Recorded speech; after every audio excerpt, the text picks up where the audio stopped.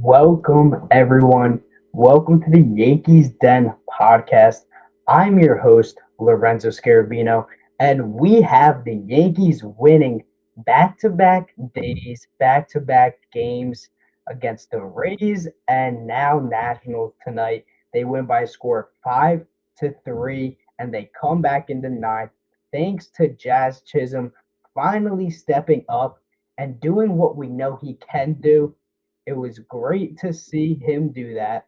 Let's go over how the scoring went down, and then we'll get into a few notes for our video today. So Ben Rice homers in the first inning to make it 1-0 Yankees. He stays hot, and don't even worry about him. He was cold, but now he's heating back up. James Wood then scores on a double play in the third inning. It's tied up. Dominguez hits his fifth home run of the year, 2-1 Yankees in the fourth.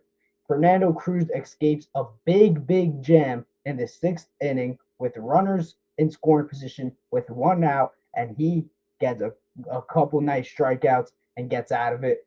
Hill then gives up in the seventh inning back-to-back homers to Keibert Ruiz, and James Wood, who's insane, in the seventh, 3-2 Nationals. Tim Hill cannot be trusted. Then in the ninth, down one, as I mentioned, Jazz hits a go-ahead two-run home run with one on and one out. 4-3 Yankees. Then Austin Wells, his second game in a row, he hits a home run. 5-3 Yankees. Bednar looks fantastic again, and he closes it out. The Yankees win for two in a row for the first time since the end of June. And listen, it feels nice. Of course, the Rays never want to lose when the Yankees win. So we're still 4 games back as they won 7-2 versus the Mariners tonight. But great way to come back and win. Show your grit, grind the whole game. We got ahead early, then we went down, or then we went up, and then we went down, then we got back up, and we stayed up. You love to see that, and we saw Cabby again at shortstop. Look what happens when you keep players consistently playing in one spot. The team gets used to it. They get comfortable together, playing together, the same guys everywhere, and they gel much better. Now, Ryan Weathers does a nice job bouncing back. He goes 5 1/3 innings. He gives up 6 hits, one run, no walks, 6 strikeouts. Great performance from Ryan Weathers to come out, and he's racked up now 3 good starts out of his last 4 outings, and he's holding it down well until Max Fried gets back from the injured list. And he is making a case for when Max Fried returns to stay in the rotation until Clark Schmidt ultimately returns. And now, what I would do when Fried returns is I would move Warren to the pen, or what I would do is trade Will Warren and move him for an arm, maybe another starter or bullpen or a bat, whatever you want to do. But ultimately, I would move Weathers to the pen when Schmidt comes down the road. You move him to the pen. But when Max Fried comes back up from the injured list, there's no reason to put Weathers in the pen and keep Will Warren starting games when he's pitched the way he's pitched and he's gotten rocked. Weathers actually has strikeout stuff. He throws high velocity. His stuff moves. He has high potential. I think he could be really solid. And I think next year he might break out, like truly break out and have a good year. Hopefully a sub 3 era, right? That's what I think he could get to. But just a great job from him. His stuff looked good. It looked sharp. He was in a groove. He got out of some jams. He looked good. I didn't really catch the game. I caught the recap, but I was trying to at work, but I kept going in and out, so I couldn't really just watch the game and saw what was going on the whole time. But and the game started a little later because of the rain delay at first. But great job by Ryan Weathers to hold it down and not have a Will Warren blow up outing, and just make sure that the offense had a chance to come back. And great job by the bullpen, except from Tim Hill, to keep it where it was. so the offense had a chance as well. Now, the offense scored 5 runs. They did come back in the ninth from a Jazz go ahead homer and Wells another homer, so they were up by 2, right?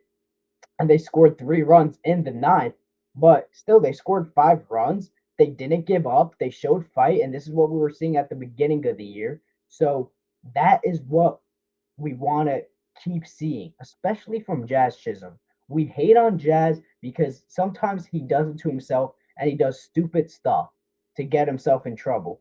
But this is a player that went 30-30 last year. He had a good year and had a bad postseason. This year, he's been awful. He really has lived up to the hype and expectations, especially in a contract year, entering free agency next year, right? We're hoping that he kind of gets into a groove if we don't trade him, which I think they should. But hopefully he proves me wrong because you want Jazz to do good because when he's on, he's an electric player. He can steal bases, cause havoc. He's got a good glove, even though he's lazy sometimes. But and he could pop some homers out. He was clutch tonight. And you want to see that if he stays on this roster past the deadline, you want to see that in the postseason as well. You don't want to just see him in the regular season. He has to try and do something in the postseason, which he struggled with the Yankees so far. But great job by him. What a blast.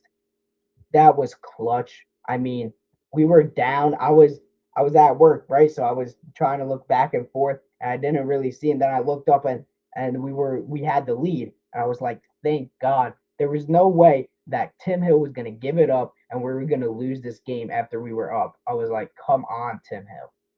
Now, getting into Tim Hill, I don't believe he can be trusted. And his Linsanity run and his luck has run out. And I think he's an arm that when you get arms at the deadline, he's an arm that you ship out maybe.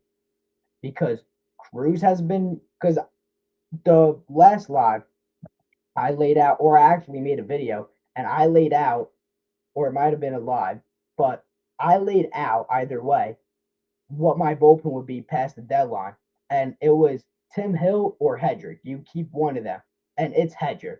I mean, Hedrick has come out and broke out on the scene. He's been really solid. He was solid a little bit last year when we got to see him, and he's been really good this year. He's been really, really good. And Cruz does great tonight, escaping that jam. Bednar looks great again, not overused. The people I trust in the trust circle is Bednar, Cruz, and Hedrick. And I want Giovanni Cruz up, and I want to see more Angel Chavilli. I want to see more of what he's got. Are we going to be able to rely on him? Can he be trusted in the big spot? You got to remember that come September, before October, the roster expands a little bit. So you'll be able to fit another guy or two wherever you want on the bench in the pen. So you have a little bit wiggle room. And who's that extra guy going to be? Is it going to be Chavilli or who else? Is LaGrange going to be healthy by then to come up? Who are the Yankees going to get at the deadline? Hopefully, it's more than one arm.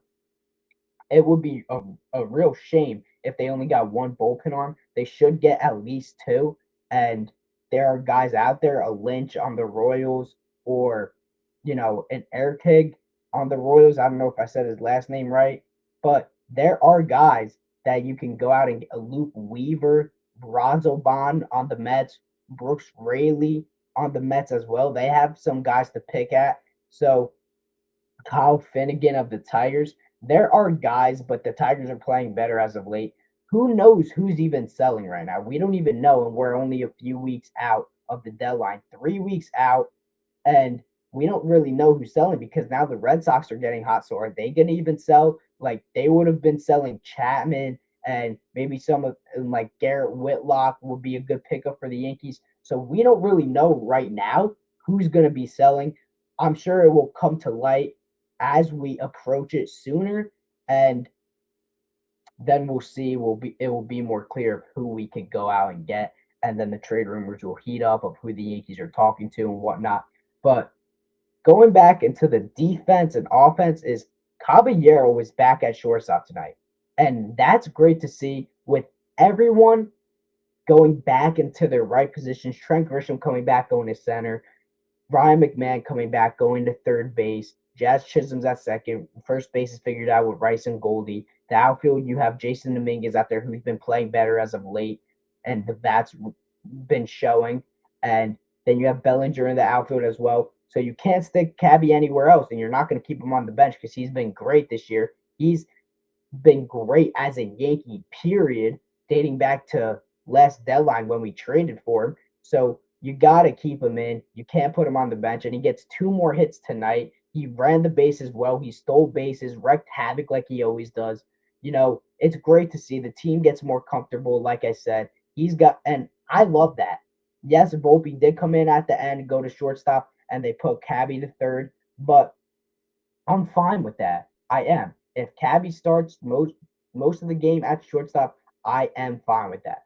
Then Dominguez goes 2 for 4 again. He hits a home run, shows his power stroke. His average now is at 242. He's got 5 home runs and 11 RBIs and a 709 OPS now. Now you're starting to see his numbers with more at bats and a bigger sample size. His numbers are starting to even out, and this is where I want to see him hit 250, 260, have a 7 to 800 OPS. I want to see him 15 to 20 homers, 70 to 80 RBIs.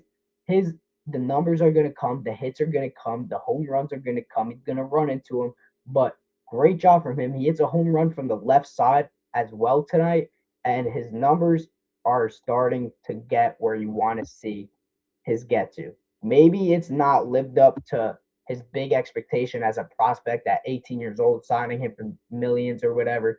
But if he can be a good player, just an average, a little bit above average of a player, that's a plus and a win for the Yankees. And even if when Judge comes back, he has nowhere to play, he's a great bench bat and guy to use off the bench in the playoffs. You have a great bench. You have a Rosario, you have Goldschmidt, you have Dominguez, Max Schumann. Then the roster expands, and then you add a backup catcher, which will be Wells. Hopefully, you get a catcher.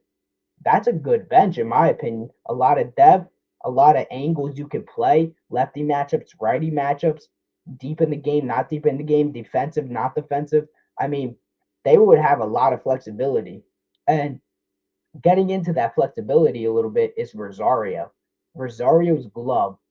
He actually fielded the ball, but he made a bad throw. And the guy Chaparro or whatever, I don't know how to say his last name. I'm pretty sure we traded him to the Nats. He winded up getting third on the bad throw, and it went by Goldie. So his glove needs to be worked out on both ends. His throwing and fielding, he's got to get that under control if he's going to start in the playoffs. But if I'm being honest, I'd still trust him because I love his energy and his bat too.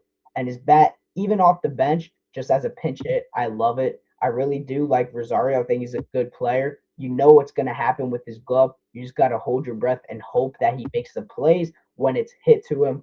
But he's a guy you need for lefties. He hits him well, and he's clutch. Last postseason, he did good. He's a reason why we won that last wild card game against the Red Sox. Yes, it was a major part in Cam Schlittler pitching amazing, spectacular. But Rosario started it off with an RBI single.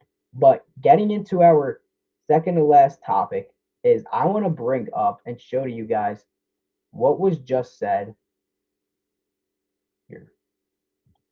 What was said on Twitter today.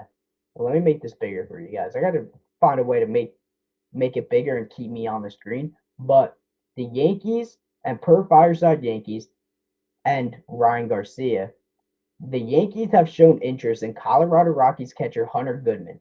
Now, this is the mock trade they put up. But I just wanted to bring up that they have interest in Goodman. Now, honestly, Jeffers or Goodman, you could go either way. Jeffers might be a better fielder by a small margin, but it doesn't really matter. And Hunter Goodman rakes, and he rakes away from course, which is even better, which is what you want to hear. So both would be a huge upgrade. I mean, Goodman would be great. He does strike out a little more than Jeffers. I want to see how Jeffers does coming back from the injury. We'll see. We'll have a little bit of a sample size. We'll gather a little bit of information before the deadline to see if he's healed the right way, if he's still gonna hit well or not. But you still have other angles. You have Ali Rutschman. The Orioles aren't playing good; they're in last place. So you have other guys. If the Tigers still fall off and start playing bad again, then you have Dingler. But they've actually been playing well. They're only what, like 3 or 4 games out of first place now. So they might actually take it if they keep playing well. But Hunter Goodman, and I thought that's interesting to hear this early. And it's to be noted that the Rays are actually seeking catching help as well, and they might have an eye on Jeffers. So if they got Jeffers, you could pivot to Goodman, or that might, because something came out that the Rays are pushing for Jeffers too. That might have just came out to push the Yankees to upper their price, their first ask or whatever. Who knows? But both options aren't bad. They're better than what we have now by a large margin and a large shot. So going into tomorrow's probables, we have Cam Schlittler versus Miles Michaelis. And the game is at 4:05 p.m. It's broadcasted on Yes. The Yankees should take this game. Without saying much, the Yankees should take it just by looking at the matchup. Now you know that it won't be as easy as it sounds with Miles Michaelis. Even though he's BP and other teams beat up on him, he'll somehow shove against us. You hope that's not the case. But Cam Schlittler has a 2.01 ERA. He's 9-5 on the year. And Miles Michaelis has a 5.78 ERA, and he's 3-7 on the year. He's a righty. Hopefully we get to him and we hit him well and we take this series against the Nationals before we head to the All-Star break, because then you get to Sunday and Will Warren, who's been struggling. So you want to make sure you win the series tomorrow, and hopefully Cam Schlittler dominates. You still have guys like James Wood. I want to see that matchup. CJ Abrams, we're able to keep him down a little bit. James Wood, obviously, with the home run and getting on base multiple times. But hopefully the Yankees come out, they win, they stay hot, their offense stays hot, and these aren't two fluke games. Bellinger also records 2 hits. Hopefully he's coming out of his slump too. A lot of guys hitting. I love to see it. And the offense got going. The pitching's been good. The bullpen's been good. So great night for the Yankees and Yankees Nation. And stay tuned tomorrow. I will be going live. I don't know what time, but I will have a live. And let's hope the Yankees win and win this series. And as always, that's your host, Lorenzo Scarabino. And let's go, Yankees.